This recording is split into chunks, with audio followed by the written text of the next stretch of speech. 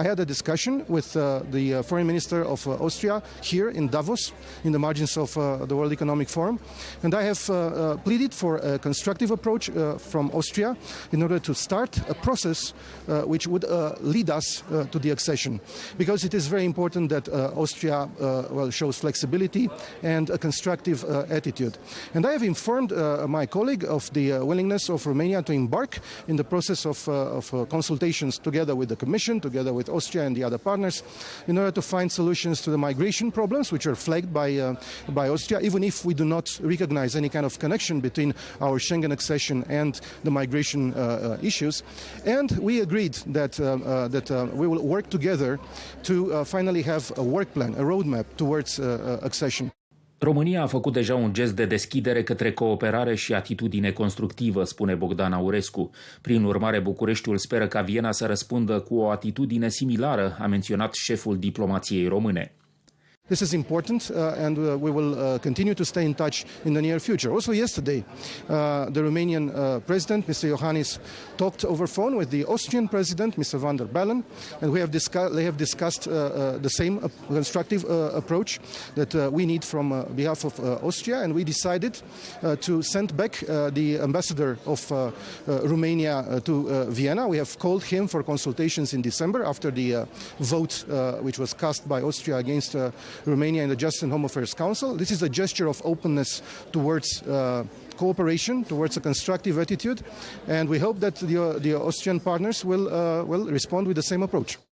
Discuțiile cu omologul austriac au avut loc într-o atmosferă colegială, afirmă Aurescu. Totuși, ministrul român de externe a ținut să-i transmită nemulțumirea profundă a Bucureștiului față de opoziția nejustificată a Vienei privind aderarea României la Schengen. We have discussed professionals. Of course, I have not hidden our deep dissatisfaction and disagreement with the conduct of Austria, which was unjustified, unwarranted, and without any kind of logic explanation. Because Romania is ready to join, our readiness is very clearly acknowledged by all other European partners, by the Commission, by the evaluation missions, and there is added value. I have told him that the furthest the external borders of the European Union are, the more secure the Austrian borders are, and I think this is a fact that is very clearly understood by everybody. În privința războiului din Ucraina, răspunsul NATO la agresiunea Rusiei, pe lângă susținerea nemijlocită a Ucrainei, a fost întărirea flancului estic al alianței. O atenție deosebită este acordată regiunii Mării Negre, considerată una strategică pentru alianță, a spus Bogdan Aurescu. It is true that this war has changed our lives, and I think has changed everybody's life forever.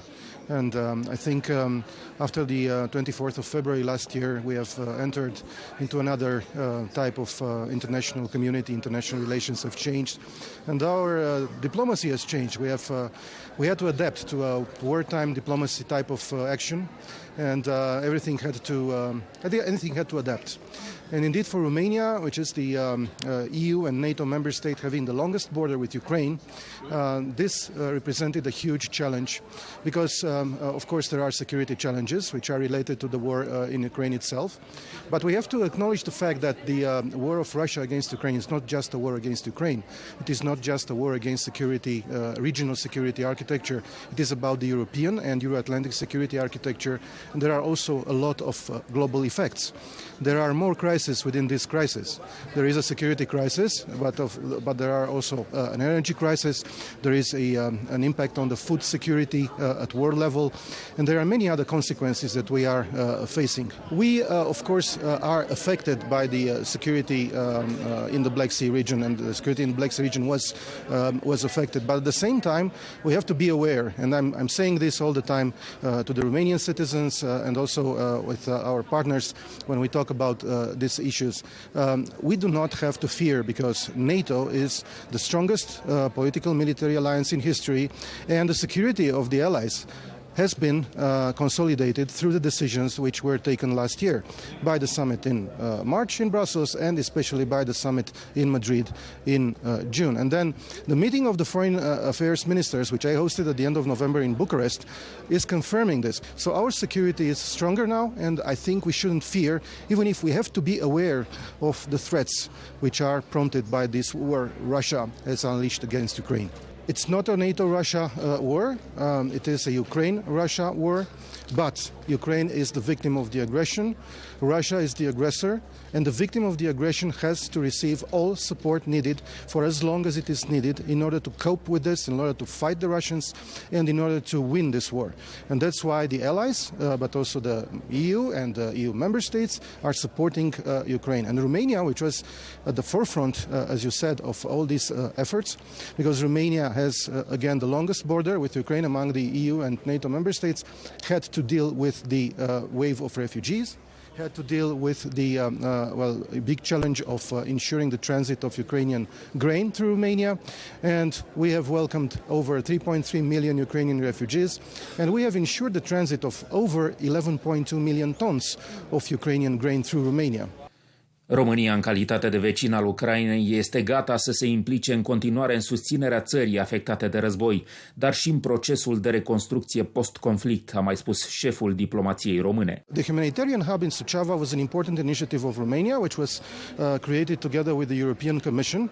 And since March, when we have created this hub, more than 64 convoys with humanitarian aid were sent through this center to Ukraine. And I think more than 360 trucks with aid were sent through this humanitarian hub. It is a very successful initiative, which was very appreciated by our partners in the European Union, but not only.